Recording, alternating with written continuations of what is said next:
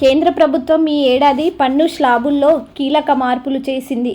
ఫిబ్రవరి 1వ తేదీన బడ్జెట్ ప్రవేశపెట్టిన కేంద్ర ఆర్థిక మంత్రి నిర్మలా సీతారామన్ కొత్త పన్ను విధానంలో 12 లక్షల వరకు పన్ను మినహాయింపులు కల్పిస్తున్నట్లు ప్రకటించారు. దీంతో మధ్యతరగతి ప్రజలు, వేతన జీవులకు భారీ ఊరట లభించినట్లయింది. కొత్త పన్ను విధానంలో ట్యాక్స్ స్లాబుల్లో కీలక మార్పులు చేశారు. పన్ను రిబేట్తో కలిపి 12 లక్షల వరకు ఎలాంటి ట్యాక్స్ కట్టాల్సిన అవసరం ఉండదు. స్టాండర్డ్ డిడక్షన్తో కలుపుకుంటే 12.75 లక్షల వరకు పన్ను సున్నా.